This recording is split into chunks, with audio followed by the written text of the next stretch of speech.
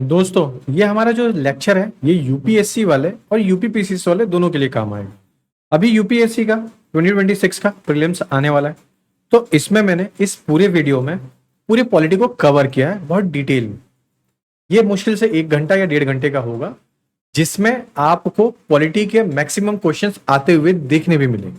मैं ऐसा क्यों बोल रहा हूँ, क्योंकि इसमें लास्ट 10 डेज का मैंने एक स्प्रिंट प्लान भी दिया है आपको। पूरा एक स्प्रिंट प्लान क्या होना चाहिए वो, दूसरा 10 एक classic UPSC trap and how to dodge them, ये इसको इंक्लूड किया है। और टॉप 30 प्रेडिक्टेड क्वेश्चंस जो 24 मई के हिसाब से इंपॉर्टेंट होंगे उसको मैंने कवर किया है। यहाँ पे जो हम कवर करने वाले हैं पॉलिटी को, वो मेनली करंट अफेयर और स्टैटिक, ये दोनों को मिला के जो इस बार पूछा गया है ना एग्जाम में, हर बार जो पूछा जाता है उस पर्सपेक्टिव से क्लियर किया जाएगा। जैसे कॉन्स्टिट्यूशनल फ्रेमवर्क का इस बार करंट अफेयर कैसा रहा, इसके बारे में बात करेंगे। मैं एक एग्जाम्पल दिखा देता हूं आपको, दिख रहा है यहाँ पे पीवाईक्यू ट्रेंड कैसे चल रहा है और 2026 में इसका प्रेडिक्शन कैसे हो सकता है, इसके बारे में भी दिखाया जा रहा है। ऐसे हर एक टॉपिक के बाद आपको ये चीजें देखने भी मिलेगी। ओके, चलिए सबसे पहले हम बात करते हैं कॉन्स्टिट्यूशनल फ्रेमवर्क के बारे में। यहाँ पे कॉन्स्टिट्यूशनल फ्रेमवर्क में हमने सब चीज पढ़ी। Preamble is the philosophy heart of the constitution, ये सबको पता है। लेकिन declare India as a sovereign socialist secular democratic republic as it is, याद कर लीजिए, पूछा भी जाता है। फिर उसके बाद कमिटेड टू सिक्योरिंग जस्टिस, कैसे जस्टिस इंश्योर करेंगे हम, सोशल इकोनॉमिकल और पॉलिटिकल पर्सपेक्टिव से। लिबर्टी हम कैसे देंगे, थॉट से देंगे पहली बात तो, दूसरा एक्सप्रेशन से देंगे, तीसरा बिलीफ से देंगे, चौथा फेथ से और पांचवा वॉरशिप से। ये 5 तरीके से हम दे रहे हैं। तो कितना होगा, 1 2 3 4 5। फिर इक्वलिटी हम कैसे दे रहे हैं, स्टेटस देंगे और अपॉर्चुनिटी देंगे, ये दोनों चीज पे करेंगे। वही फेटर्निटी हम कैसे, dignity of the individual, unity integrity of the Nations. ठीक है, अब ये सब चीज तो ठीक है, सबको पता है। लेकिन जो सबसे ज्यादा क्वेश्चंस पूछाते हैं अभी एक फैक्ट्स के ऊपर आता है। 26 नवंबर 1949 को क्या हुआ, हमारा कॉन्स्टिट्यूशन एडॉप्ट हुआ। लेकिन इनटू फोर्स कब हुआ, ये 26 नवंबर 1950 को। याद रखिएगा, एज इट इज पूछ लिया जाता है, कभी कभार हम घाई घाई में गलती कर देते हैं। सोर्स ऑफ वर्ड्स, जैसे we the people of India कहां से बोरो हुआ, यूएस कॉन्स्टिट्यूशन से। जस्टिस लिबर्टी इक्वलिटी फेटर्निटी है ना, जिसको लिबर्टे फेटर्निटी इक्वलिटी बोलते हैं, ये कहां से हुआ, फ्रेंच रेवोल्यूशन से हुआ। ऑब्जेक्टिव रेजोल्यूशन से, जो नेहरू जी ने निकाला था 13 दिसंबर 1946 को। एज इट इज याद रखिएगा, जितने फैक्ट्स बोलता हूं ना बस उसको आप 2 बार सुन लीजिएगा, एग्जाम में कभी नहीं भूलोगे। अमेंडमेंट ओनली एक ही बार हुआ है, वो है 42वां संशोधन 1976 वाला, 42nd कॉन्स्टिट्यूशनल अमेंडमेंट 1976 वाला। ठीक है, अब 1976 में किसकी गवर्नमेंट थी ये भी याद रखिए। फिर बेरूबारी केस हुआ था 1960 का, ये क्या बोला, preamble is not a part of the constitution.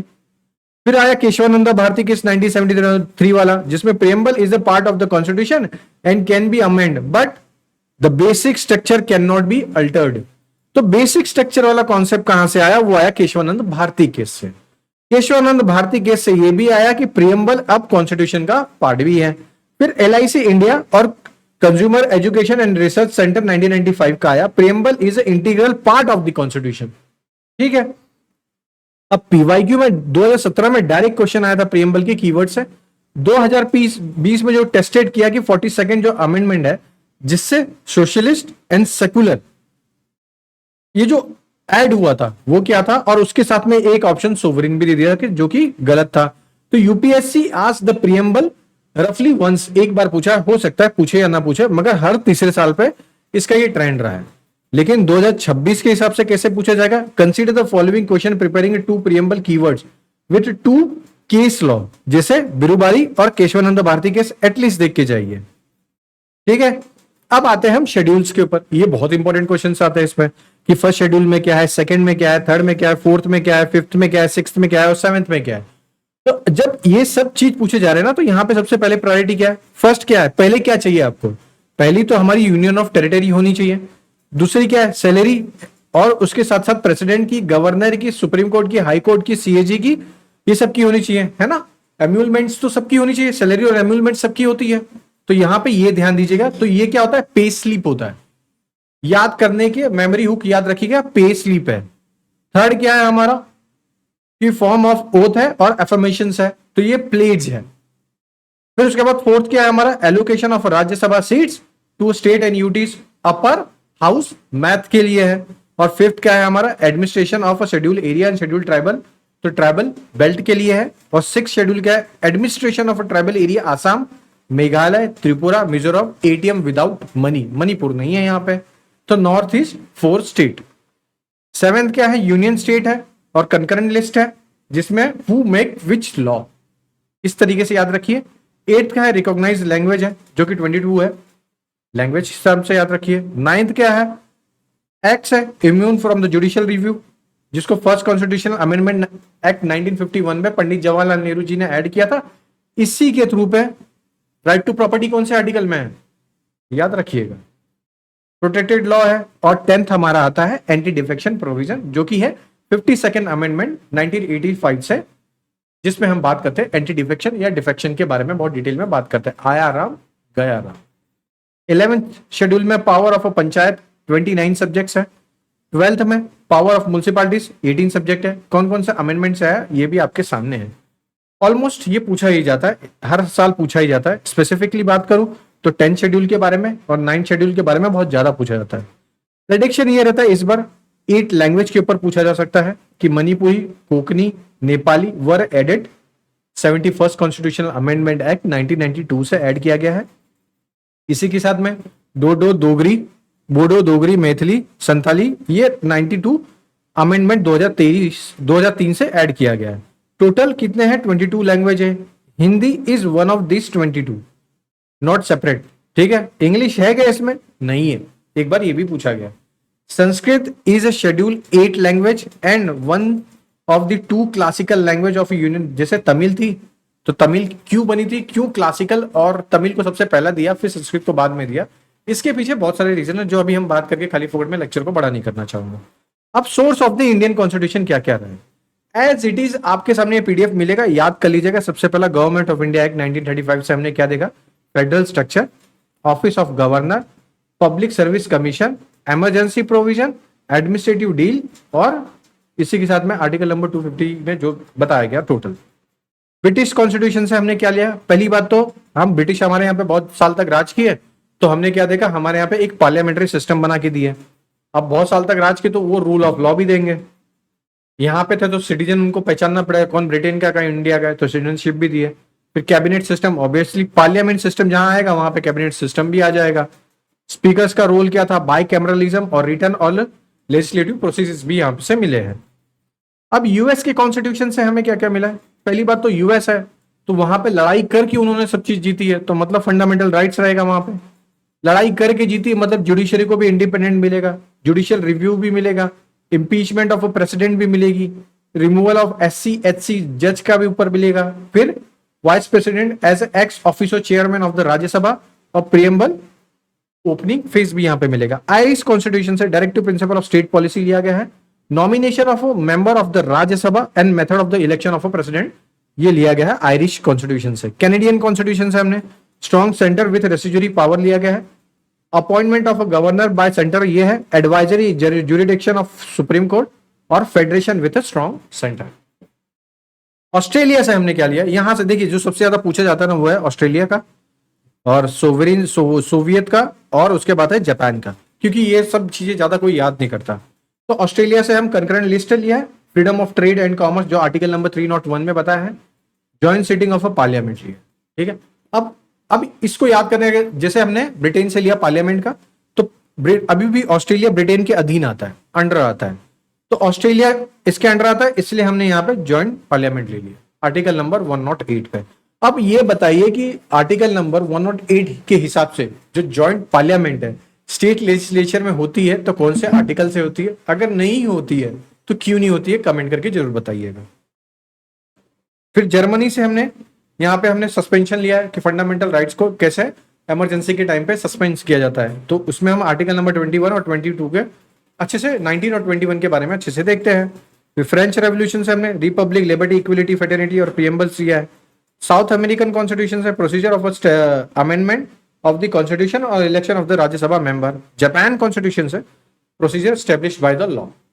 अब ये कॉन्सेप्ट है, इसके बारे में अभी हम बात करेंगे नहीं क्योंकि लेक्चर स्टिल बड़ा हो जाएगा। अब 2014, 17 और 19 में ऐसे क्वेश्चंस पूछे गए, इसलिए पूछा भी गया ये। प्रेडिक्शन क्या रहेगा 2026 के लिए? गवर्नमेंट ऑफ इंडिया एक्ट 1935 से हो सकता है, जिसमें सिंगल लार्जेस्ट सोर्स है ये। तो गवर्नमेंट ऑफ इंडिया एक्ट 1935 को अच्छे से पढ़ के जाइएगा। ओके, अब कॉन्स्टिट्यूशनल अमेंडमेंट और आर्टिकल नंबर 368 के प्रोसीजर के बारे में देख लेते हैं। आर्टिकल 368 ले down the procedure of the amendment के ऊपर बताया है, जिसमें 3 तरीके से या 2 तरीके से सबसे ज्यादा बता कैसे पास होता है। तो सिंपल मेजोरिटी से, सिंपल लॉ है तो भाई सिंपल लॉ है तो उसके लिए कुछ ज्यादा नहीं करना है। आर्टिकल नंबर 2, 3 से हो सकता है। तो क्या क्या हो सकता है? जैसे किसी का सिटीजनशिप डिसाइड करना है, सैलरीज है, शेड्यूल्स 5, 6 क्या है, एलोकेशंस है और कोरम्स है, ये सब के लिए। लेकिन वहीं पे स्पेशल मेजोरिटी जो कि आर्टिकल 368 है, जिसमें क्या करना है हमको, एक तो total membership of each house होनी चाहिए, जिसमें 2/3 of the present and voting होनी चाहिए। तो फंडामेंटल राइट्स को जैसे चेंज करना रहा, डीपीएसपी को भी चेंज करना रहा, तो सिंपल मेजोरिटी में नहीं स्पेशल मेजोरिटी में होगा। याद रखिएगा, सबको ये पता है कि फंडामेंटल राइट्स से होता है, किसी को बहुत कम लोगों को ये पता है कि डीपीएसपी भी इससे ही होता है।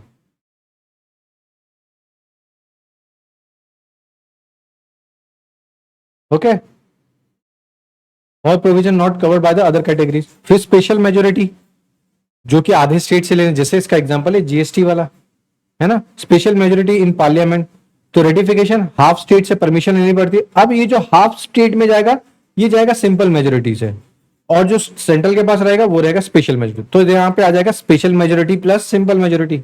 जैसे इलेक्शन ऑफ प्रेसिडेंट को चेंज करना है, executive power of the union and state को चेंज करना है, सुप्रीम कोर्ट हाई कोर्ट की डिस्ट्रीब्यूशन करना है, distribution of power of legislature का 7 शेड्यूल में कुछ चेंजेस करना है, ये सब के लिए इस तरीके से परमिशन लेनी पड़ती है। अब स्टैटिक प्लस करंट अफेयर में ये किस तरीके से आता है? प्रेडिक्शन के हिसाब से अभी तक बहुत ज्यादा तो नहीं, मगर यहाँ पे ट्रैप बहुत ज्यादा खेलती है यूपीएससी, है ना। Keshavananda Bharati case 1973, parliament can amend any part of the constitution under article 368 but can not alter the basic structure. Minerva mill 1980, judicial review balance between the fundamental rights and DPSP, इसके बारे में बात किया।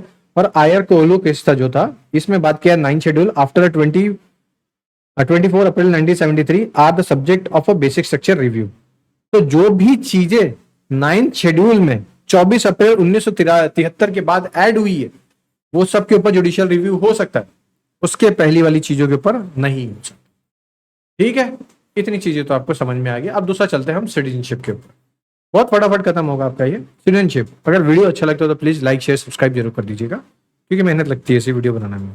तो आर्टिकल 5, 6, 7, 8, 9, 10 ये अपने हिसाब से देख लीजिए। क्यों? क्योंकि यूपी पीसीएस कभी ये क्वेश्चन पूछता ही नहीं।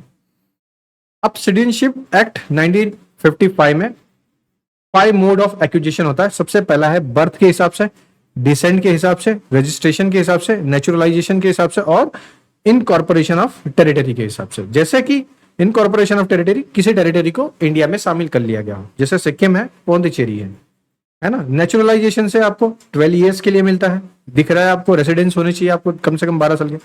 और रजिस्ट्रेशन के हिसाब से 7 साल के हिसाब से चलता है। और डिसेंट के हिसाब से आपको कि बॉर्न आउटसाइड इंडिया 1 और after 26 January 1950 at parents who was a citizen at the time of a birth with condition क्या है कि 1992 2004 में उनका या तो कुछ रजिस्ट्रेशन या तो कुछ ऐसे दिखते रहना चाहिए। अब लॉस ऑफ सिटीजन, कैसे आपका सिटीजनशिप छीन जा सकती है? तो क्या है, एक तो री अनाउंसिएशन के ऊपर से है, फिर टर्मिनेशन है और डेप्रीवेशन है। ठीक है, तो रीन्यूंसिएशन है और दूसरा है टर्मिनेशन है, डेप्रिसिएशन है। इन चीजों को याद रखिएगा। अब सिंगल सिटीजनशिप और प्लस ओसीआई के बारे में देख लीजिएगा।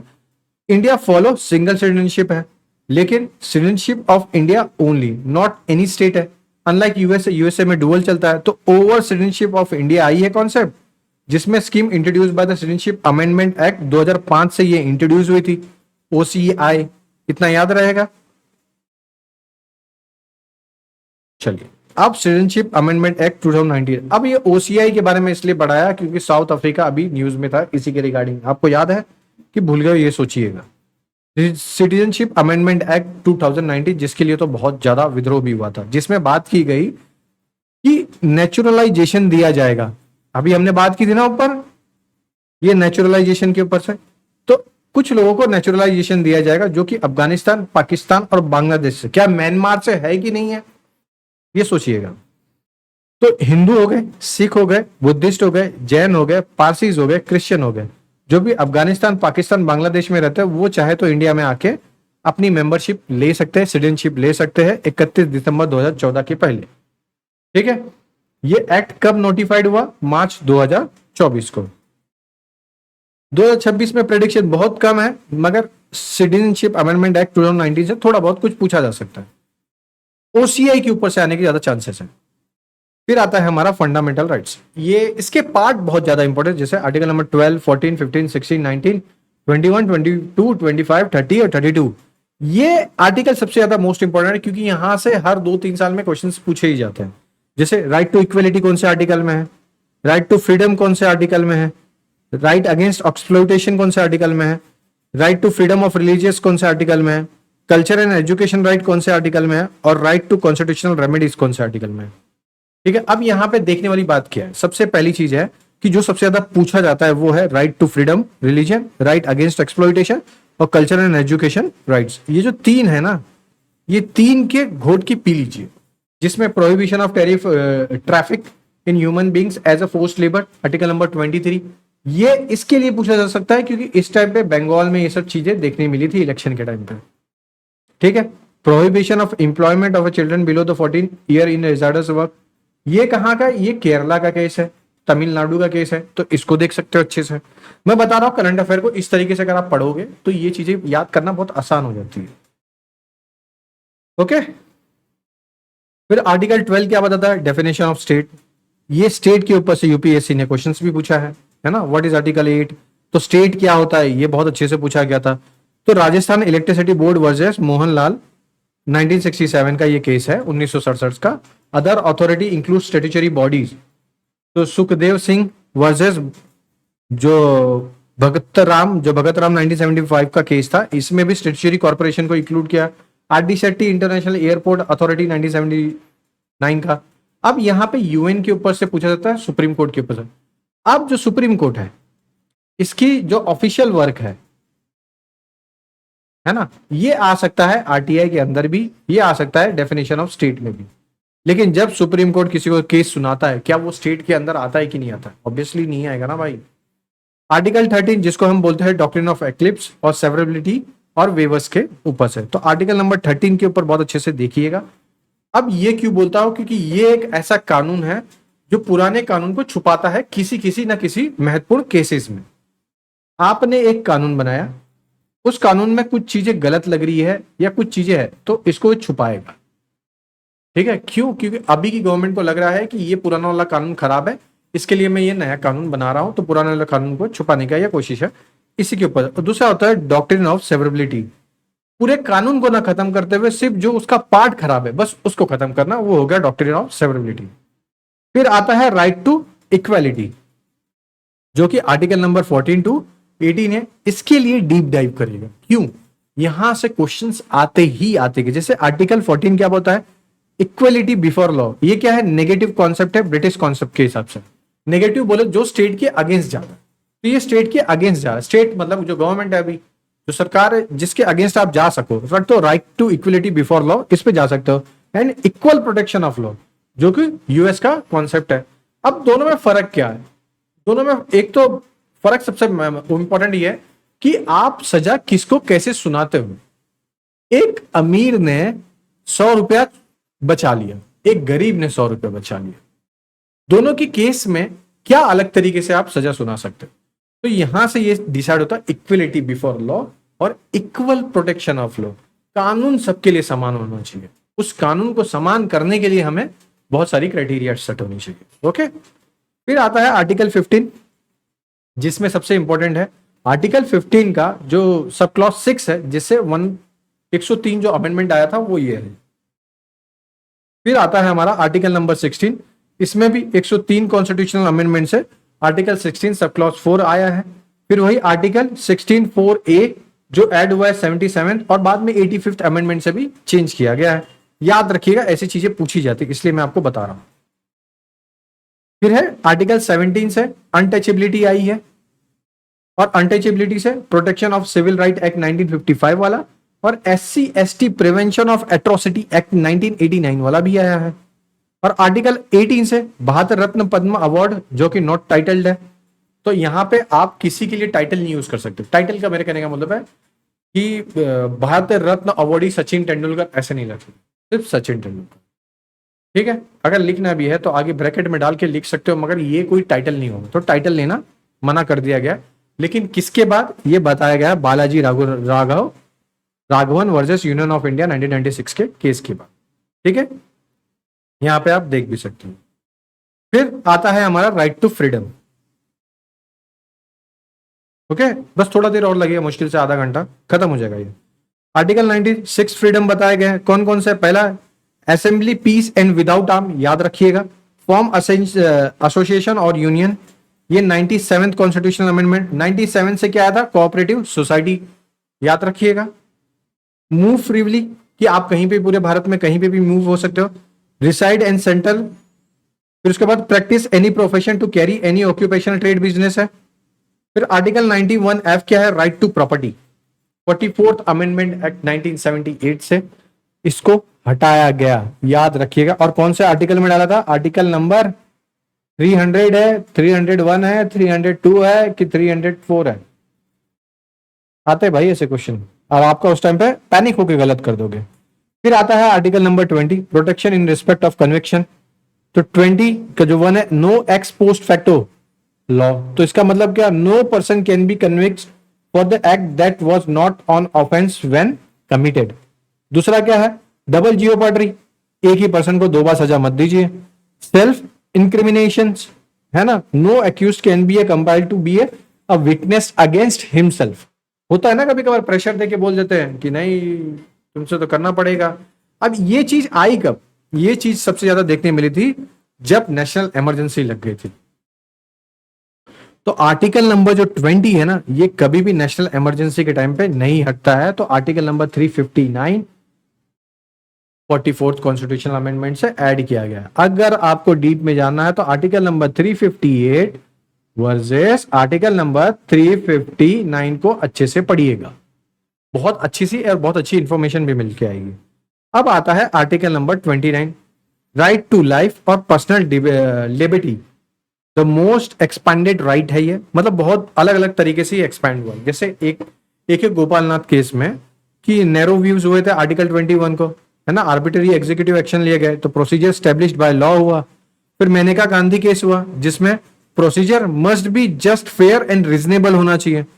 तो इसको लिंक किया गया आर्टिकल नंबर 14 से, 19 से, 20 से, और यहां से निकल के आया गोल्डन ट्रायंगल।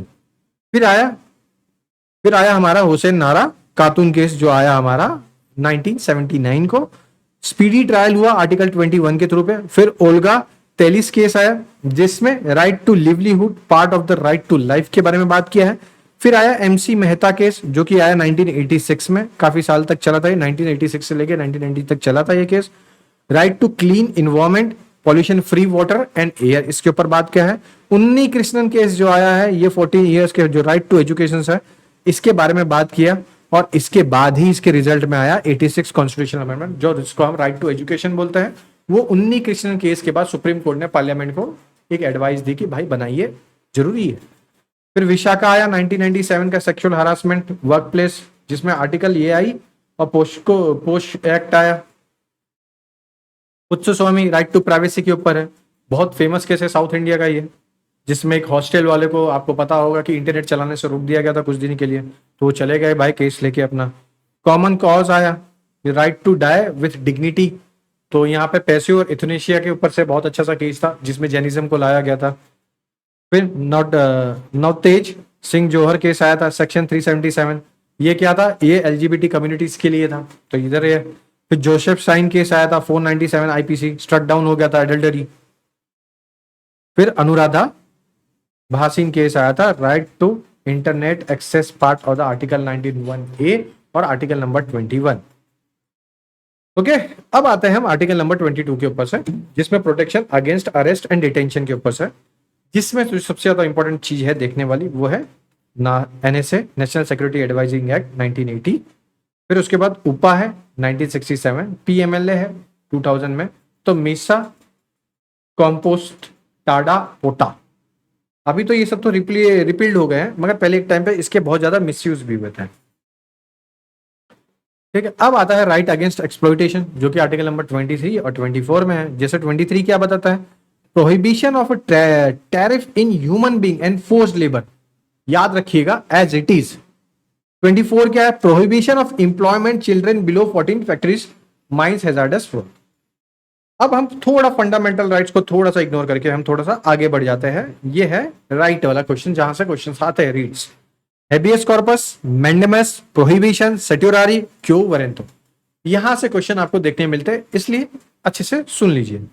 तो हेबियस कॉर्पस क्या है, have the body order to produce a detailed person before the court. इसके ऊपर से पिक्चर भी आई थी, जय हो, आपने देखा होगा, बहुत अच्छी पिक्चर थी, साउथ इंडियन मूवी थी। तो ये हेबियस कॉर्पस जो बताया गया है कि अब अगर जिसको पुलिस ने अरेस्ट किया 24 आवर्स के अंदर, उसको जज के सामने प्रेजेंट करना है। इसी के बेस पे बहुत सारे ऐसे केसेस खुल गए। दूसरा है mandamus we command, order to a public authority to perform a public duty. तो public authority not against a private individual, याद रखिएगा। तो और प्रेसिडेंट और गवर्नर देयर ऑफिशियल कैपेसिटी के हिसाब से करते हैं। प्रोहिबिशन के हिसाब से स्टॉप लोअर कोर्ट और tribunal from exceeding a jurisdiction. Preventive यहां पे आता है, जुडिशियल एंड कॉजुडिशियल बॉडी की ओनली के ऊपर अप्लाई होता है ये। सर्टियोररी में, जिसमें टू बी सर्टिफाइड है, तो यहां पे ऑर्डर देती है already pass by the lower court और ट्रिब्यूनल, फिर वो जाता है ऊपर। उस तरीके से देखते हैं, फॉर एग्जाम्पल के लिए हाई कोर्ट ने किसी को सजा दी है, तो सुप्रीम कोर्ट में जब जाएगा तो उस चीज को देखा जाएगा। पीवाईक्यू ट्रेंड में 2017 में डायरेक्ट क्वेश्चन आया आर्टिकल नंबर 32 और 2026 का कंपैरिजन के लिए।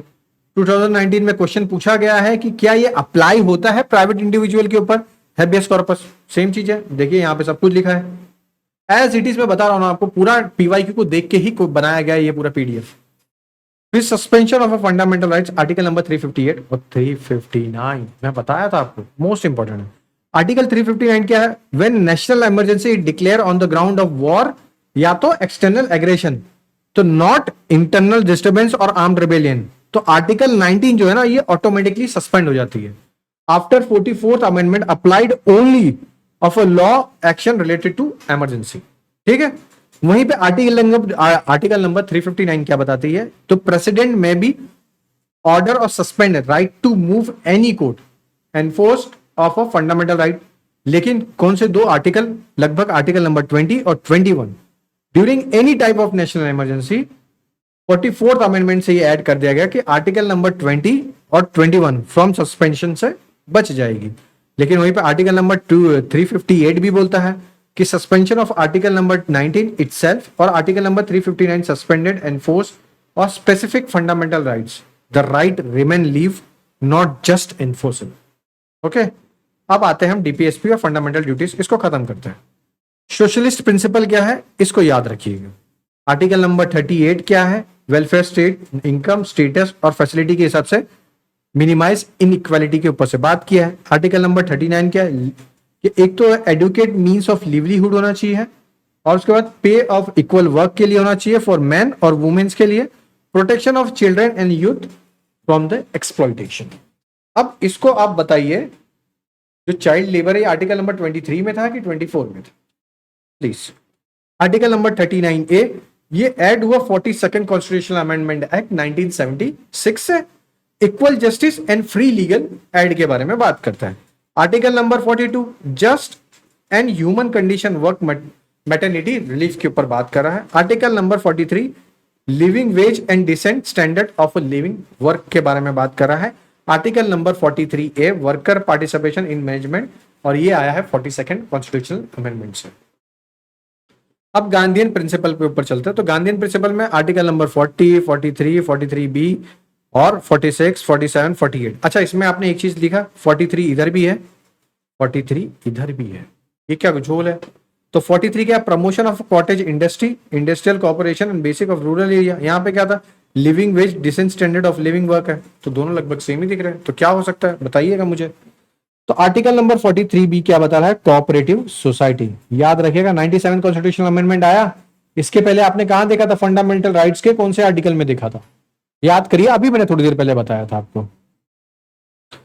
फिर आता है हमारा article number 48 prohibition of slaughter cow, calves और फिर अदर मिल्च और डॉट, जितने भी ड्रग्स होते हैं या दारू होते हैं, ये सबको भी प्रोहिबिशन करने के ऊपर बात किया गया था। फिर लिबरल इंटेलेक्चुअल प्रिंसिपल क्या है? Article number 44 uniform civil code, जो कि बहुत चला, सबसे पहला और ओनली गोवा था, अब तो उत्तराखंड खुद भी है। फिर आर्टिकल नंबर 45 और अब असम बनने वाला है तीसरा। और आर्टिकल नंबर 48, 48A, 49, 50 और 51 तो मोस्ट इंपॉर्टेंट है, क्योंकि ये करता है promotion of international peace and security. दूसरा है article number 50, separation of judicial and executive public services of the state, जिसे हम बोलते हैं चेक एंड बैलेंस। याद रखिएगा, ये दोनों पूछे जाने की सबसे ज्यादा संभावना भी रही है।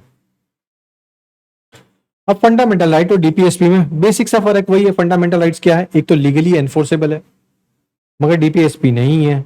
और बाकी यहाँ पे जो फीचर है वो आप देख सकते हो। फंडामेंटल ड्यूटीज में एज इट इज ये सब याद रहने चाहिए, 11 के 11 फंडामेंटल ड्यूटीज होनी चाहिए, जिसको हम ABCDEF करके आप याद कर लीजिए। जिसमें सबसे ज्यादा जो इंपॉर्टेंट था वो था एफ वाला, मतलब ये रहा, protect and improve the natural environment include forest, lake, river, wild life, have a comparison of a living standard. अब यहाँ पे क्या चीज है, ओरिजिनली ये कॉन्स्टिट्यूशन में तो था नहीं, इसको लाया गया है 42nd कॉन्स्टिट्यूशनल अमेंडमेंट से। तो स्वर्ण सिंह जो कमिटी थी इसने लाया था, तो सोवियत यूएसएसआर और कॉन्स्टिट्यूशनल थी, तो उसने बताया पहले तो 10 थी, 11वां ऐड किया गया 86 कॉन्स्टिट्यूशनल अमेंडमेंट से। अच्छा, जो स्वर्ण सिंह कमिटी थी ना, इसने बोला था कि राइट टू वोट भी इसमें अंदर इंक्लूड करो वोट के लिए, लेकिन गवर्नमेंट ने डिनाई कर दिया। ओके, चलिए अब यूनियन एग्जीक्यूटिव के ऊपर चलता है, जहां से क्वेश्चन मतलब एक तो सीधा सीधा इससे आता है कि आर्टिकल 52 क्या है? प्रेसिडेंट। अब प्रेसिडेंट आएगा, उसके प्रेसिडेंट जी आएंगे तभी एग्जीक्यूटिव पावर और union vested in the president के पास आएगा, तभी पावर आएगी। फिर उसके बाद जो इलेक्शन है, election by electoral college, elected MP है लोकसभा राज्यसभा के, इलेक्टेड एमएलए होते हैं स्टेट्स के, और UT of the Delhi and Pondicherry. Legislative assembly है, काउंसिल का कोई नहीं होता, ठीक है। और यहाँ पे और एक चीज नहीं लिखी है, नॉमिनेटेड मेंबर भी नहीं होते हैं जब उनको अपॉइंट करना है प्रेसिडेंट को। तो रिमूवल करते समय क्या नॉमिनेटेड मेंबर होता है? हाँ होते। क्या उस टाइम पे स्टेट पार्टिसिपेट करती है कि नहीं करती? नहीं करती। ये सब चीजें आप अपने आप में रिकॉल करिए, क्योंकि यही सब चीजें पूछी ही जाती है। ओके, फिर हम देखते हैं 60, जिसमें ओथ एडमिनिस्ट्रेशन चीफ जस्टिस के ऊपर आता है। फिर आर्टिकल नंबर 61 है impeachment, violation of the constitution, बस यही एक ही मेंशन किया और कुछ नहीं मेंशन किया, ठीक है। जिसमें स्पेशल मेजोरिटी होती है बोथ हाउस में, और charge can be initiated 14 days का नोटिस देना पड़ता है, और साइन 1/4 मेंबर होने चाहिए। साइन करके अगर स्पीकर के पास देते हैं, और स्पीकर के पास राइट है, वो एक्सेप्ट कर रहा है निग्लेक्ट कर रहा है वो देख लिया, लेकिन 1/4 लोग साइन करके देते हैं। फिर 14 दिन का टाइम दिया जाता है प्रेसिडेंट को, फिर प्रेसिडेंट को बुलाया जाता है। क्या आज तक किसी के ऊपर इंपीचमेंट लगा है? नहीं लगा है। इंपीचमेंट वर्ड सिर्फ प्रेसिडेंट के लिए यूज किया जाता है और किसी के लिए नहीं यूज किया जाता है। हाँ,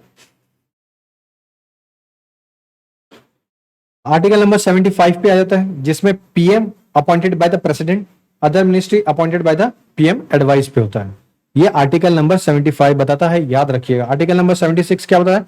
duties of a PM regarding furnishing information of the president. तो पीएम की ड्यूटी क्या है कि वो जो भी लोकसभा में हो रहा है या राज्यसभा में हो रहा है उसकी आके प्रेसिडेंट को बताए ड्यूटी। तो आर्टिकल नंबर 23 क्या है? President ordinance making power. अब ये इसके लिए प्रेसिडेंट के लिए है, और आर्टिकल नंबर 213 किसके लिए है? गवर्नर के अंदर है। तो गवर्नर भी ऑर्डिनेंस बना सकता है। क्या ऑर्डिनेंस रेट्रोस्पेक्टिव हो सकता है? हो सकता है। अब प्रेसिडेंट की पार्डनिंग पावर क्या क्या है? एक तो पार्डन है, एक तो कम्यूटेशन है, दूसरा रेमिशन है, तीसरा रिस्पाइट है, और चौथा क्या है? रेप्रीव है। तो ये 5 है शायद से, हाँ ये 5 याद रखिएगा। पार्डन जिसमें बोथ हो सकता है, सेंटेंस भी और कन्विक्शन भी कर सकते हैं। कम्यूटेशन पे, कम्यूटेशन में क्या होता है? Substitute one from the of a punishment, और लाइट कर देते, जैसे डेथ है तो लाइफ इंप्रीजमेंट में कन्वर्ट कर देंगे। दूसरा रेमिशन है, reduce the period of a sentence without the changing it's character, जैसे कोई प्रेग्नेंट है तो उसको कर दे रहे हैं। रिस्पाइट क्या है? Award a lesser sentence in place of the origin due to a special facts. बोला ना, प्रेगनेंसी हो गई, किसी की डिसेबिलिटी है, इसको देख के रिस्पाइट लगा दे कि भाई मैं इसके ऊपर दया कर रहा हूँ कि इसका बच्चा होने वाला है, इसलिए इसको फांसी की सजा नहीं देते, इसको छोड़ देते हैं। फिर रिप्राइव हो सकता है, टेम्पररी स्टे ऑफ एग्जीक्यूशन के लिए, डेथ सेंटेंस के लिए रोक दिया जाए कुछ दिन के लिए। तो बहुत सारे तरीके रहते हैं उसके लिए। Article number 72 president covers court martial cases है। फिर case under the union law है, ऑल डेथ सेंटेंस केसेस भी देख सकती है, लेकिन जो आर्टिकल नंबर 161 है, governor does not cover court martial case और डेथ सेंटेंस को नहीं करता। Governor can grant pardon under state law, central law भी नहीं कर सकता है। ठीक है, ये याद रखिएगा। ऑर्डिनेंस मेकिंग पावर 123, तो both house are not in session, तब बनाया जाता है। और इसके बाद ये रीजनेबल और cases to be operated 6 week के लिए, और आफ्टर जब भी असेंबली बनेगी, पार्लियामेंट में कोई भी बैठता है तो उसके बाद ये पास करवाया जाएगा। तो मैक्सिमम लाइफ क्या है, 6 मंथ है एंड 6 वीक है। That is the gap between the session, 6 month plus 6 week after the reassembly. और DC Wadhwa versus state of Bihar का हुआ था 1987 में, जिसमें ordinance rapidly is a fraud on the constitution बोला गया कि भाई तुम ऑर्डिनेंस को बार बार करके बढ़ा ले रहे हो और ये दिक्कत कर रहा है। तो कृष्ण कुमार सिंह और वर्सेस स्टेट ऑफ बिहार का हुआ 2017 का, जिसमें 7 जज बेंच ने बोला repromulgation of ordinance violate the constitution, the failure lay down the lay ordinance. तो ऑर्डिनेंस तो मतलब ये हो जाता है कि आप बार बार ऐसे अगर ऑर्डिनेंस निकालोगे तो ये तो साबित होता है कि आप कानून बनाने के लिए क्षमता में नहीं हो, आपकी सरकार होके भी आप कानून नहीं बना पा रहे, तो ये तो गलत है। फिर आता है हमारा वाइस प्रेसिडेंट, जो कि आर्टिकल नंबर 63 से 71 के बीच में है। एक्स ऑफिसर जो चेयरमैन इनका बोला गया, वो बोला गया आर्टिकल नंबर 64 से, जो कि राज्यसभा के होते हैं। कब ये act as a president during the vacancy of a president functional during inability. तो अब फॉर एग्जाम्पल प्रेसिडेंट चेयरमैन की डेथ हो जाती है तो वाइस प्रेसिडेंट आके लेंगे, लेकिन वो 6 महीने तक लेके रखेंगे और फिर उसके बाद री इलेक्शन होगा, फिर वो अपने वाइस प्रेसिडेंट के पोस्ट पे चलाएंगे, नए प्रेसिडेंट हो जाएंगे। मगर यूएस में ऐसा नहीं। यूएस में अगर प्रेसिडेंट की डेथ हो गई, फॉर एग्जांपल आज प्रेसिडेंट अपॉइंट हुआ, 1 साल बाद उनकी डेथ हो गई, जो रिमेनिंग उनका पीरियड होगा ना, वो वाइस प्रेसिडेंट पूरा करेगा, फिर उसके बाद इलेक्शन। ठीक है, ये मैंने आपको बता दिया। एलिजिबिलिटी क्या है इनकी, तो वाइस प्रेसिडेंट की 35 की प्लस एज होनी चाहिए, राज्यसभा के क्वालिफाइड होने चाहिए, office of not office of profit होना चाहिए, टर्म इनके 5 ईयर्स के होते हैं, 14 डेज का नोटिस इनको भी रिक्वायर है, अगर निकालना है तो लोकसभा में इनके लिए बिल पहले प्रेजेंट होता है। अब prime minister and council of minister, तो लोकसभा में पहली बात तो देखिए, राज्यसभा में ये बिल स्पेशल मेजोरिटी से जाएगा, लेकिन लोकसभा में ये सिंपल मेजोरिटी या इफेक्टिव मेजोरिटी से पास होता है। तो prime minister and council of minister, तो 74(1) काउंसिल ऑफ मिनिस्टर के बारे में बात करता है, जिसको हेड करते हैं पीएम, एज इट इज लिखा है आर्टिकल नंबर 75। एक मिनट दोस्तों, article number 75(1), the total number of ministry including PM not exceeding 50%, तो 50% से ज्यादा नहीं होना चाहिए। ये कौन सा अमेंडमेंट से आया, 91st कॉन्स्टिट्यूशनल अमेंडमेंट, मतलब 51% ही स्ट्रेंथ होनी चाहिए काउंसिल ऑफ मिनिस्टर की। लेकिन ये 51 क्या लोकसभा राज्यसभा से नहीं, सिर्फ लोकसभा से काउंट होती है, याद रखिएगा। तो 75th 1 का बी है, defector can not be appointed as a minister. अब जो मिनिस्टर है, जो अगर लोकसभा राज्यसभा में मेंबर नहीं, क्या वो मिनिस्टर बन सकता? ऑब्वियसली। जिसके ऊपर एंटी डिफेक्शन लग गया, क्या वो मिनिस्टर बन सकता है? नहीं। इतना याद रहेगा ना, कोई मिनिस्टर नहीं है तो भी बन सकता है, जिसके ऊपर एंटी डिफेक्शन लग गया है वो नहीं बन सकता। Attorney general of India, article number 76, appoint कौन करता है? प्रेसिडेंट करता है। इनकी टेन्योर कितने ईयर्स का होता है? कहीं नहीं डिफाइंड है, गवर्नमेंट के ऊपर होता है। During a pleasure of president से ये चलते हैं, और not a member of the cabinet होते हैं ये, मगर पार्टिसिपेट कर सकते हैं, लोकसभा, राज्यसभा, कैबिनेट, कोई भी मीटिंग में जाके पार्टिसिपेट कर सकते हैं। अब आता है सॉलिसिटर जनरल और additional solicitor general R not mention in the constitution, they assist the AG, attorney general को। तो सॉलिसिटर जनरल और एडिशनल सॉलिसिटर जनरल ये कॉन्स्टिट्यूशन में मेंशन नहीं किया है, इसको क्रिएट किया गया बिकॉज अटॉर्नी जनरल का काम कम करने के लिए। ओके, इतनी चीज आपको पता चल गई। चलिए अब चलते हैं पार्लियामेंट, जहां से हाई यील्ड टॉपिक से, जहां से क्वेश्चंस पूछे जाते हैं।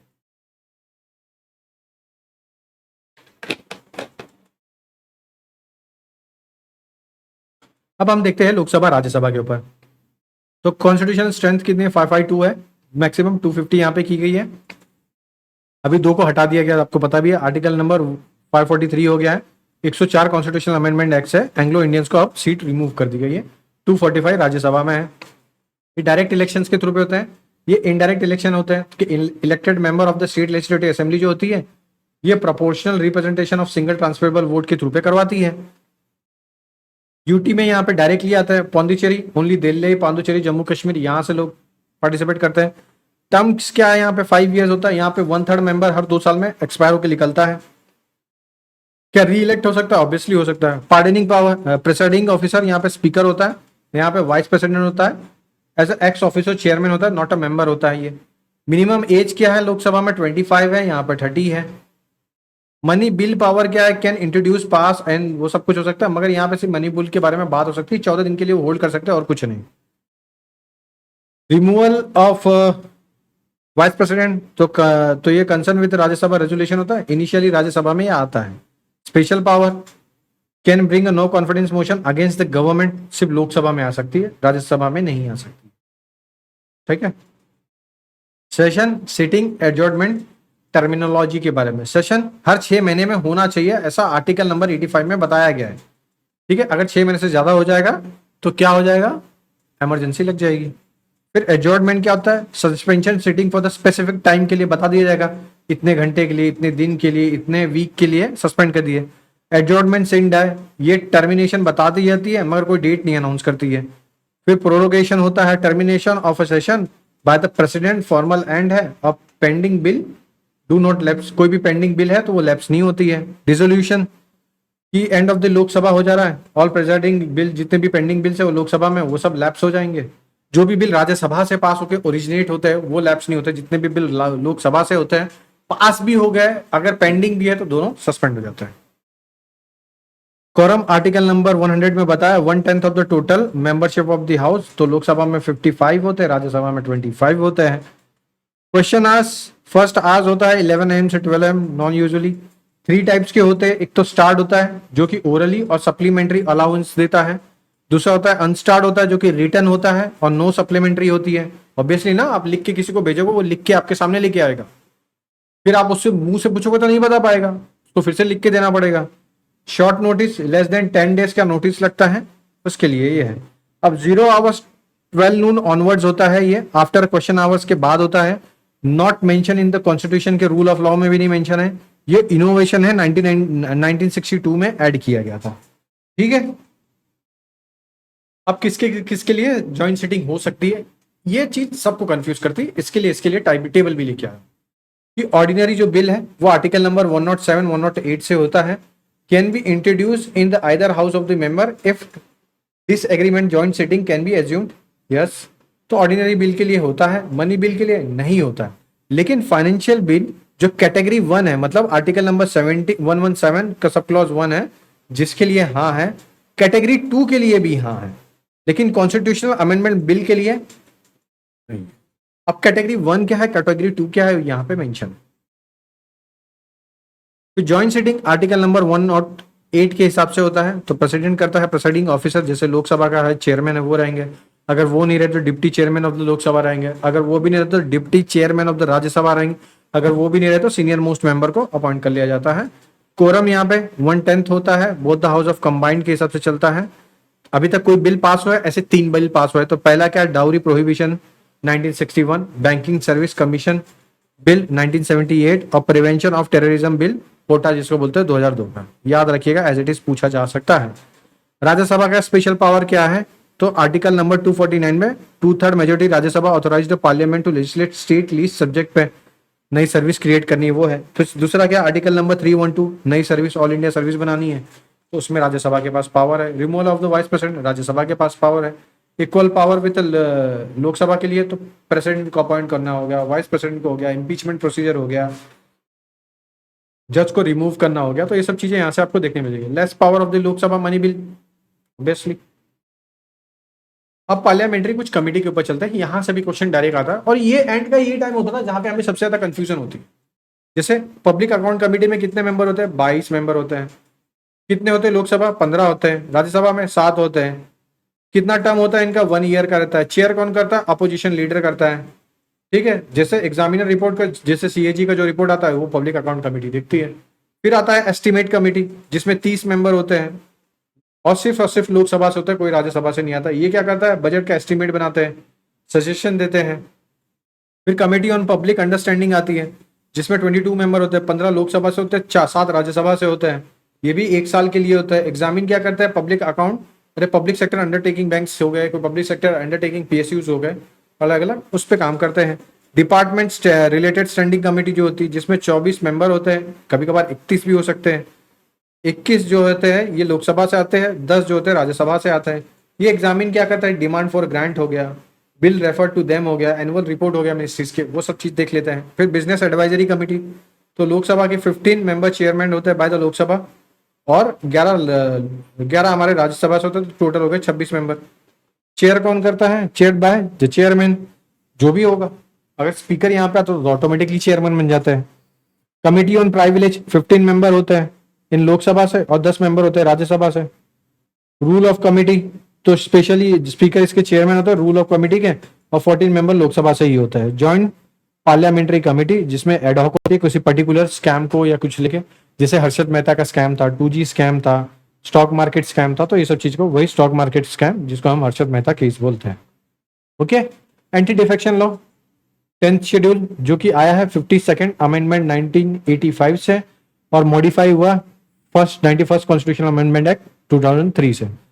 अब जो 91 कॉन्स्टिट्यूशन जो अमेंडमेंट है ना, ये क्या बता, रिमूवल द एक्सेप्शनल, जो स्प्लिट था 1/3 ऑफ द जो लेजिस्लेटिव पार्टी थी, नाउ ओनली मच 2/3 पार्टी। पहले 1/3 था, 33% तो सब भाग लेते थे भाई कर करके, 2/3 हो गया, 60% ऑलमोस्ट जाना पड़ेगा, इसलिए तो शिवसेना पूरी टूट गई।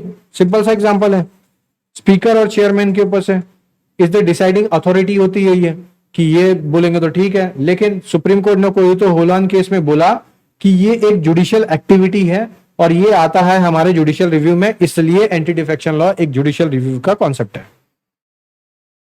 ठीक है। Time limit of speaker decision, तो क्या, तो सुप्रीम कोर्ट ने 2020 में, असम का बहुत फेमस केस था ये, असम का कि मेघालय का था ये किसी का, तो केशाम मेघचंद्रा जो केस था 2020 का, इसमें स्पीकर को बोला गया आइडियली सिर्फ 3 महीना लेना चाहिए उनको निकालना तो निकाले, नहीं निकालना तो मत निकाले, लेकिन ये 3 महीने के अंदर डिसाइड करे, अननेसेसरी रोके ना। Independent member joining a party disqualified हो जाएंगे। Nominated member joining a party with in a 6 month, तो वो डिस्क्वालीफाई नहीं हो। ठीक है। 50% खत्म हो गया, बस 50% बचा है। पार्लियामेंट्री प्रोसीजर डिवाइसेस कौन से, 1 लाइन डेफिनेशंस पे। Motion of a no confidence can be moved only Lok Sabha. No confidence motion government के लिए अगेंस्ट होता है, कि गवर्नमेंट को हटाना है, तो इसके लिए लोकसभा में ही हो सकता और कहीं नहीं हो सकता, जिसमें 50 मेंबर की कमेटी का रिकमेंडेशन होगा तो ही ये मोशन आगे बढ़ेगा। मोशन ऑफ कॉन्फिडेंस, तो government to prove its majority, तो गवर्नमेंट अगर बनानी है तो उसको अपनी मेजोरिटी प्रूव करनी पड़ेगी, तो उसके लिए है। फिर सेंसर मोशन आता है, तो स्पेसिफिक ग्राउंड के लिए बताते हैं, जिसमें इंडिविजुअल मिनिस्टर्स आते हैं, वो बोलते हैं काउंसिल ऑफ मिनिस्टर के अगेंस्ट रहते हैं। फिर एडजॉर्नमेंट मोशन आता है, कि अटेंशन ग्रैब करने के लिए, और इसमें बोला था कि एडजॉर्न करके बोला था ना, बस वही है। फिर आता है कट मोशन, ये क्या है, ये डिमांड फॉर अ ग्रांट होता है, जो 3 टाइप का होता है। पहला है पॉलिसी कट, जो कि 1 रुपए से होता है। फिर होता है इकोनॉमिक कट, जो कि स्पेसिफिक अमाउंट डिफाइन की जाती है। और एक होता है टोकन कट, जो कि 1000 रुपए के 100 रुपए के लिए होता है। फिर कॉलिंग अटेंशन मोशन है, तो member call minister attention to urgent public matters के लिए, हो सकता है कहीं पे वॉर आ जाए, कोविड-19 आ जा रहा था, तो कॉलिंग अटेंशन मोशन आता है। फिर प्राइविलेज मोशन आता है, moved against the minister for the breach of privilege, अगर कोई ब्रीच करता है तो स्पीकर इस पे अपने ऊपर से इंक्वायरी करता है। पॉइंट ऑफ ऑर्डर आता है, जिसमें raised by the member when the proceeding do not follow the rules. ठीक है। अब इसमें लिखा बहुत कुछ है, मैं फटाफट में बस उतना बता रहा हूं जो बहुत ज्यादा मोस्ट इंपॉर्टेंट है। ठीक है। ये देखिए सुप्रीम कोर्ट के कंपोजिशंस पे चलते हैं। आर्टिकल नंबर 124 एस्टिमेट और कॉन्स्टिट्यूशन के ऊपर है। स्ट्रेंथ क्या है, 1 CGI होता है, 33 अदर जज होते हैं, टोटल 34 है। ओरिजिनली ये 1+7 थे, 8 हुए।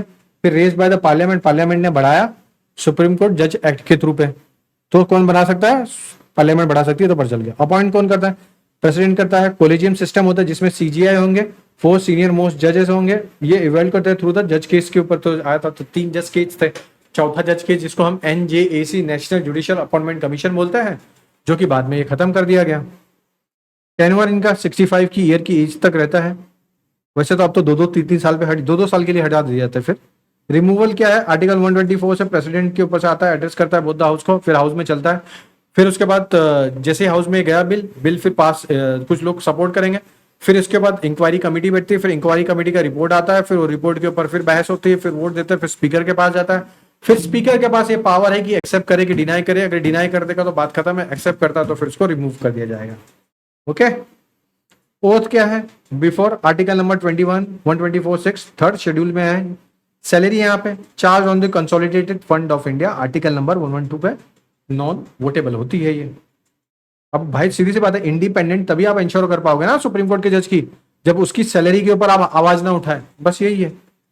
तो फर्स्ट जज केस कब आया? 1981 में, SP Gupta, CGI opinion only consultative, तो कंसल्टेशन था।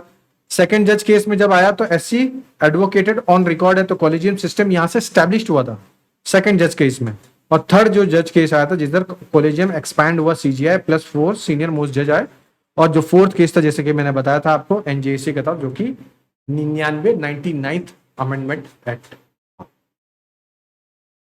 फिर आते हैं हम जुरिडिक्शन ऑफ सुप्रीम कोर्ट का। तो ओरिजिनल है, रेट है, अपेलेट है, अपीलीट है, फिर अपीली, क्रिमिनल, सिविल, कॉन्स्टिट्यूशनल है, फिर स्पेशल लीव है, एडवाइजरी है, रिव्यूअल है और क्यूरेटिव। एज इट इज लिखा है। ओरिजिन मतलब होता है सेंट्रल स्टेट और स्टेट के बीच में जो लड़ाई चल रही है। रिट होता है जो हमने पढ़ा था, हैबियस कॉर्पस हो रही है, अंबेडकर जी ने सॉरी इसी को हार्ट एंड सोल बोला था। फिर अपेलेट होता है, एक तो अपेलेट होता है कॉन्स्टिट्यूशनली, जो कि अपील होता है for high court if high court certified the substantial question of the law the constitution. फिर एक होता है सिविल पे, civil matter of high court का। फिर एक होता है क्रिमिनल पे, क्रिमिनल मैटर के लिए होता है। फिर स्पेशल लीव होता है आर्टिकल नंबर 136 पे, discretionary appeal from any court और tribunal to except arm force rebellion के ट्रिब्यूनल्स के ऊपर से। फिर एडवाइजरी होती है, प्रेसिडेंट को एडवाइस देगी, बाइंडिंग नहीं होगी। और प्रेसिडेंट जब इससे एडवाइस मांगेगा तो ऐसा नहीं कि उसको भाग के आके एडवाइस देना पड़ेगा, वो भी इसके ऊपर है कि एडवाइस देना है कि नहीं देना है। रिव्यू आर्टिकल नंबर 137 है, supreme court can review its own judgment. और क्यूरेटिव होता है बियॉन्ड रिव्यू, रूपा अशोक होरन के सहायता to prevent miscarriage of justice. अब इंडिपेंडेंट जुडिशरी कैसे अनाउंस होती? तो सिक्योरिटी ऑफ टेन्योर से बताया जाता है, जैसे आर्टिकल नंबर 124 में क्या होता है, नेवर यूज सक्सेसफुली, कि only by the parliament process है ना सिक्योरिटी ऑफ टेन्योर कर सकती है। जिसमें वी रामास्वामी 1993 का था, उनके ऊपर मोशन आया था, फेल्ड हो गया। सुमित्रा सेन के ऊपर आया था 2011 में लोकसभा में, ये भी उसके पहले रिजाइन कर दी। अच्छा, ये डराने का एक तरीका भी बन जाता है। जब सुप्रीम कोर्ट के जो जज थे ना, मेरे को याद है आज भी, जब उनको एज अ राज्यसभा में बीजेपी की तरफ से मेंबरशिप मिल रही थी, तो उनके ऊपर जब वो टेन्योर था उनके ऊपर ही इंपीचमेंट के ऊपर प्रोसेस चालू कर दिया गया कि ऐसे कैसे हो सकता है, किसी जज को कैसे दिया सकता है। बहुत फेमस केसेस है ये। पावर ऑफ पनिश कंटेम्प्ट है, article number 129 215 court of record के हिसाब से चलता है। अब आर्टिकल हाई कोर्ट का है, आर्टिकल नंबर 214 से लेकर 231 तक, जिसमें 214 क्या बोलता है, ईच स्टेट के लिए हाई कोर्ट होना चाहिए। ठीक है। आर्टिकल नंबर 214 क्या बोलता है, हाई कोर्ट रिकॉर्ड होना चाहिए। आर्टिकल नंबर 224A, अब मैं इसके ऊपर डायरेक्ट इसके लिए आ गया क्योंकि ये एक्स्ट्रा ऐड किया गया, तो हो सकता है पूछ ले। तो रिटायर्ड जज जो sitting at a high court with consult of a president, तो रिटायर्ड जज भी यहाँ पे जज बन सकते हैं कुछ देर के लिए जब केस का बर्डन आता है। टेन्योर इनका 62 ईयर्स की एज के लिए था, अभी टोटल 25 है, जिसमें latest Andhra Pradesh high court bifurcated 2019 में, तेलंगाना एचसी, आंध्र प्रदेश एचसी और अमरावती एट अमरावती में हो गया। ठीक है, चलिए 5 रिट्स के बारे में बहुत अच्छे से बताया था, कुछ नया तो है नहीं। देखिए केस भी है, तमिलनाडु गवर्नर केस हुआ था 2025 में, जिसमें आर्टिकल 200 142 में supreme court let down the deemed assent doctrine के ऊपर से और expected as a constitutional bench questions के ऊपर था। फिर इलेक्शन बॉन्ड का भी आपको पता ही है, फरवरी 2024 का था। फिर आर्टिकल नंबर 370, फिर same sex marriage article number, ये पूरा इसके ऊपर से पूरा केस है। अब प्रेडिक्शन ये है कि हो सकता है पूछ इस तरीके से पूछ। अब आता है state government, governor, CM, state legislature, इधर से पूछने की चांसेस बहुत कम है, लेकिन कहां से पूछा जा सकता है बस ये मैं आपको दिखा देता हूं। ओके, तो जैसे आर्टिकल नंबर 153, तो गवर्नर ऑफ ईच स्टेट होना चाहिए। One governor can be appointed for the 2 most state के लिए हो सकता है, और ये ऐड हुए थे 7th अमेंडमेंट 1956 से। ओके, अब article number 155, appointed by the president, warrant under he seal पे होना चाहिए। ठीक है, और ये इलेक्टेड नहीं होते, इनको अपॉइंट किया जाता है, ये नॉमिनेट भी नहीं होते। समझ गया? अरे सॉरी, नॉमिनेटेड होता है, इलेक्ट नहीं होते। चलिए आर्टिकल नंबर 158 तो पता ही है आपको। आर्टिकल नंबर 164 का देख लीजिए, CM appointed by governor, other minister advice, वही प्रेसिडेंट वाला, बस उससे मैच कर लीजिएगा। हाँ, यहाँ पे अगर आपको देखना है ना, सिर्फ आर्टिकल याद कर लीजिएगा किसका क्या है, स्पेसिफिकली मैं बोलूं, एक तो article number 155, article number 164, article number 213, बस इतने से क्वेश्चन आते हैं, हर साल पूछे जाते हैं अलग अलग तरीके से, वो हो सकता है। गवर्नर की डिस्क्रिशनरी पावर सब चीज है वही प्रेसिडेंट जैसी है इनके पास भी, कि कॉन्स्टिट्यूशनल डिस्क्रिशनरीज है, कि रिजर्व बिल कर सकते हैं प्रेसिडेंट के लिए आर्टिकल नंबर 200 में, फिर प्रेसिडेंट रूल के लिए एडवाइस देते हैं आर्टिकल 356 पे, वो चले जाते हैं, फिर सीकिंग इन्फॉर्मेशन, है ना, तो ये सब चीज के लिए कर सकते हैं। अब चीफ मिनिस्टर और काउंसिल ऑफ मिनिस्टर का समय अपॉइंट कैसे होता है, 164 बोला था, याद रखिएगा। 91st अमेंडमेंट 2003 से टोटल मिनिस्टर इंक्लूड, अभी 15% सीट इधर भी फिक्स कर दी गई है 91st से, है ना। लेकिन कभी कभार कोई स्टेट जैसे गोवा है, सिक्किम है, यहाँ पे बहुत कम है लेजिस्लेटिव असेंबली की सीट, तो यहाँ पे कम से कम तो 12 होनी चाहिए। अब उनके 15% के हिसाब से चलेंगे तो बहुत कम हो जाएगा। फिर कलेक्टिव रिस्पॉन्सिबिलिटी आर्टिकल 164 पे, तो सीओएम है collective responsible for Vidhan Sabha, not Vidhan Parishad, याद रखिएगा। जैसे गवर्नमेंट जो है, जैसे जैसे जो गवर्नमेंट है, तो गवर्नमेंट किसके लिए रिस्पॉन्सिबल है, वो है लोकसभा के लिए, तो लोकसभा के लिए हो जाता है ना। स्टेट लेजिस्लेचर आर्टिकल नंबर 168 से हम देख लेंगे पूरा, तो यहाँ पे हमने आर्टिकल 170 और 171 के बारे में बहुत अच्छे से देख रहे हैं, तो यहाँ पे क्या पता चल रहा है आपको, हाँ देख तो गया। अब स्पेशल प्रोविजन चलते हैं कुछ, आर्टिकल नंबर 371 से लेकर 371 तक, ठीक है। अब आर्टिकल नंबर 371 जो है कि ये बताता है Maharashtra Gujarat special responsibility of governor विधान, तो ये दिख जाएगा। आर्टिकल नंबर 371 नागालैंड के लिए, आर्टिकल नंबर 371 बी आसाम के लिए है, आर्टिकल नंबर 371 सी मणिपुर के लिए। ये टेबल एज इट इज याद रखिएगा, मैच द फॉलोइंग में आ सकता है, तो उसके लिए आपको यहाँ पे अच्छे से देखने मिल जाएगा। फिर आता है सेंट्रल स्टेट रिलेशनशिप, जो कि है आर्टिकल नंबर 245 और 293 के लिए है। इसमें 3 डायमेंशन पे कवर किया जाएगा। पहला है लेजिस्लेटिव, एडमिनिस्ट्रेटिव और फाइनेंशियल, ठीक है।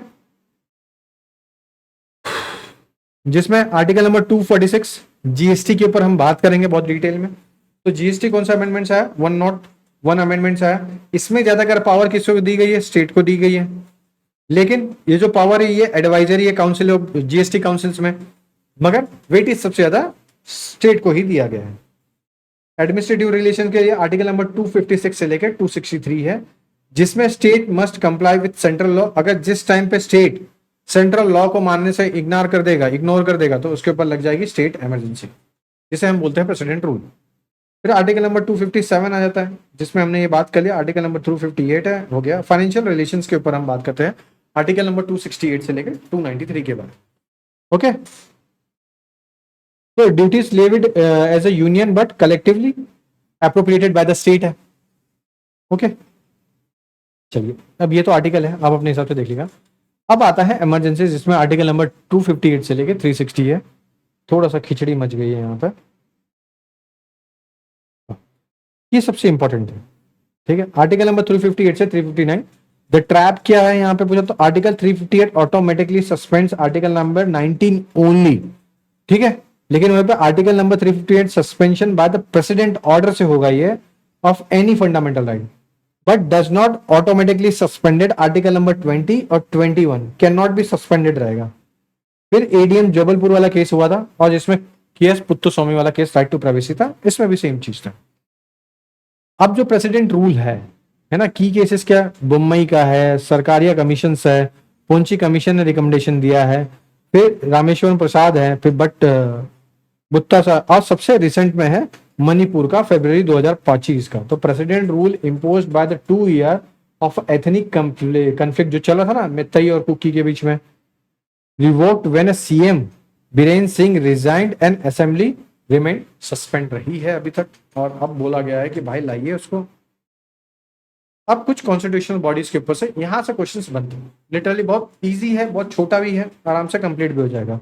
इलेक्शन कमीशन आर्टिकल नंबर 324 में आता है, एक इंडिपेंडेंट बॉडी है, ये चीफ इलेक्शन कमिश्नर बैठते हैं और एक इलेक्शन कमिश्नर्स बैठते हैं, इक्वल पावर होल्डर करते हैं, और चीफ इलेक्शन कमिश्नर रिमूवल इसका सेम है जैसे सुप्रीम कोर्ट के जज का है।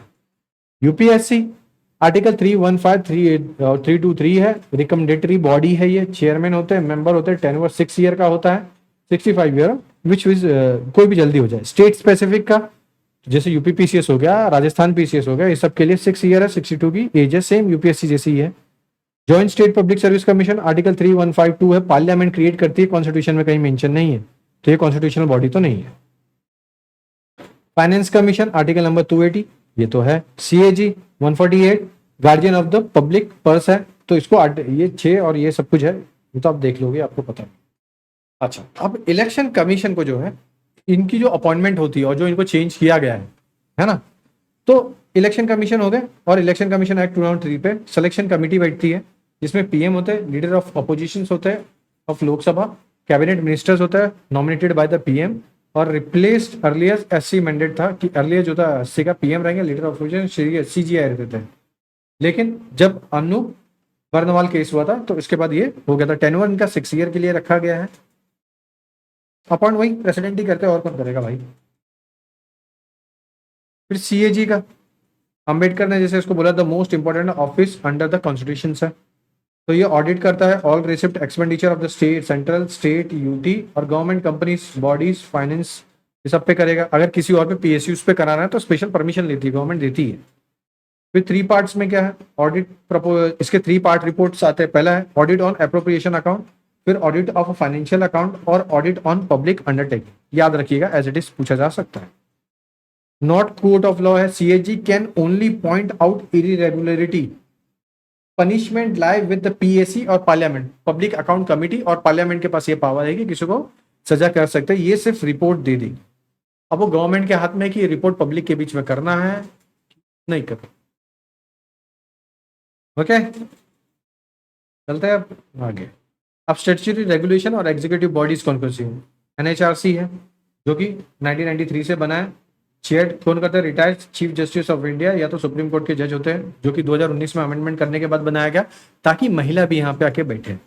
स्टेट सेम चीजें स्टैट्यूटरी है। फिर उसके बाद NCW, national commission for women 1990s में। अब ये तो मतलब ऐसा है कि आप फोटो खींच के रख लीजिए, मैच द फॉलोइंग के लिए आपने दीवार पे लगा लीजिए, हो सकता है कभी कभार ईयर मैच यूपीपीसीएस में आता है, यूपीएससी में तो ऐसा इतना ज्यादा पूछा नहीं जाता है। लोकपाल लोकायुक्त के ऊपर से हो सकता है पूछा जाए, क्योंकि एक्ट 2013 का है, इसमें एक चेयरमैन होता है, मैक्सिमम 8 मेंबर होता है, तो इसमें 50% जुडिशियल हो सकता है, 50% एसटी, एससी, ओबीसी, माइनॉरिटी और वुमेन्स के लोग बैठते हैं। सिलेक्शन कमेटी यहाँ पे पीएम रहेंगे, स्पीकर रहेंगे, लोकसभा के speaker sorry, leader of opposition होते हैं लोकसभा के, सीजीआई होते हैं और सुप्रीम कोर्ट के जज होते हैं नॉमिनेटेड बाय द सीजीआई। अगर सीजीआई इटसेल्फ रहे तो ठीक है, अगर वो नहीं रह पाए उस टाइम पे तो ये किसी को सुप्रीम कोर्ट के जज को भेज देते हैं, और एमिनेट कोई ज्यूरिस्ट होता है। ज्यूरिसडिक्शन इनका पीएम विद सेफगार्ड री इंटरनेशनल रिलेशन, ठीक है।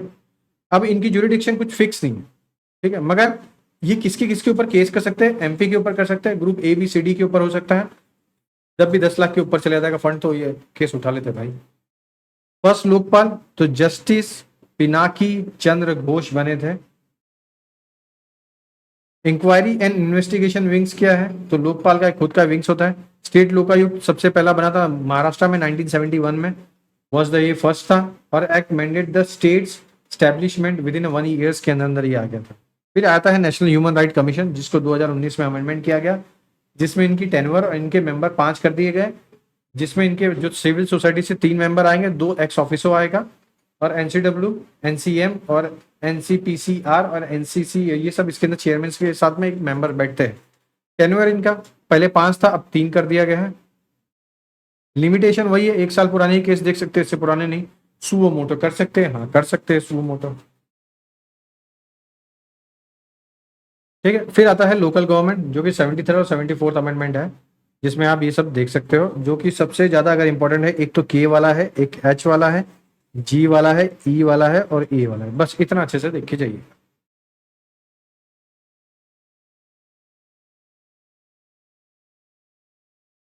हाँ, अब 11 शेड्यूल के हिसाब से पंचायत में एग्रीकल्चर लैंड ये सब कुछ आता है, ये सब अच्छे से देख लीजिएगा। पूछा तो नहीं जाता है मगर स्टिल देख तो लेना ही चाहिए कि कॉन्स्टिट्यूशनल अमेंडमेंट क्या क्या रहा है, ये देखिए।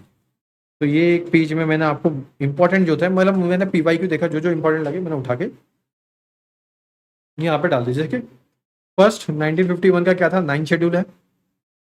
7th है 1956 का स्टेट रिकॉग्नाइजेशन है, abolition of a part B of the state है। फिर 24th का 1971 का parliamentary power to amend any part of the constitution है। फिर 24th अमेंडमेंट है, जो कि कर्टेन करता है प्रॉपर्टी राइट्स है। आर्टिकल नंबर 31 सी के ऊपर से बात कर रहा है। 26 है एबोलिशन ऑफ प्राइवेसी पर्स है। प्रीव्यू पर्स कौन से अमेंडमेंट्स है? 26 वाले से। फिर 31 है लोकसभा वाला। 42 है, ये पूरा है जो आप देख सकते हो, तो ये पूरा है। मैं इसके लिए अलग से वीडियो छोटे छोटे करके बना दूंगा ताकि आप लोग को भी दिक्कत ना हो। लैंडमार्क कुछ केसेस है, जब आपको ये पीडीएफ मिलेगी तो प्लीज देखते हुए जाइएगा, क्योंकि हो सकता है पूछे, हो सकता है ना भी पूछे। अब टॉप 30 जो प्रेडिक्टेबिलिटी जो क्वेश्चंस रहेंगे ना, वो ये है। आर्टिकल नंबर 200 142 से 106 से आ सकता है। इलेक्ट्रल बॉन्ड से आ सकता है। आर्टिकल नंबर 370 सब classification of SC schedule caste के ऊपर से। सीता सोरेन 2024 का केस था, इसके ऊपर से। विधान परिषद क्रिएशन एबोलिशन के ऊपर से। एंटी डिफेक्शन देख लीजिए, मैंने इतना एज इट इज 30 टॉपिक बनाया है, प्लीज इसको देखिएगा, आपको खुद ही समझ में आएगा। ट्रैप जो क्वेश्चन ज्यादा अगर फर्स्ट है, जहां पे हम लोग को पढ़ने में तकलीफ भी होती है, वो है कॉन्स्टिट्यूशनल और स्टेट्यूटरी कंफ्यूजन है, मनी बिल और फाइनेंस बिल के बीच में है। जॉइंट सिटिंग ट्रैप है, ये पार्डनिंग पावर के ऊपर से है। ऑर्डिनेंस ट्रैप आ जाता है, बहुत बार समझ में नहीं आता ना कि कौन सी constitutional body non constitutional body है, कौन मनी बिल ला सकता है, कहाँ पे आ सकता है, किसके पास ऑर्डिनेंस की पावर है, कौन पार्डनिंग का कौन सा पार्डनिंग का पावर है। तो ये सब चीजें आपको यहाँ से मिल जाएगी। लास्ट 10 डेज में आप इस तरीके से याद करते हुए जाइएगा, हो जाएगा। इस एक वीडियो में तो मैंने सब कुछ बता दिया है, ठीक है। अब हमारा खुद का यहाँ पे तुर्क लिख उठा है, तर्क है, यहाँ पे प्रिंटिंग मिस्टेक हो गई है। हमारा जो चैनल का नाम है वो है तर्क IAS PCS, प्लीज फॉलो कर लीजिए। अब यूपीएससी की मैंने बताया जैसे कि आपको एक एक सब्जेक्ट के धीरे धीरे ऐसे मिलते रहेंगे। अब मैं कोशिश करूंगा छोटे छोटे वीडियो डालूं, ना कि इतने बड़े, ताकि आप भी कहीं पे बैठो तो 10 मिनट में खुल के पढ़ लीजिए भाई। इस तरीके से रिवीजन अच्छी हो जाती है ना दोस्तों। अगर वीडियो अच्छा लगा तो लाइक शेयर सब्सक्राइब कर दिएगा, क्योंकि बहुत मेहनत लगती है ऐसे वीडियो बनाने की। ठीक है दोस्तों, चलिए, जय हिंद।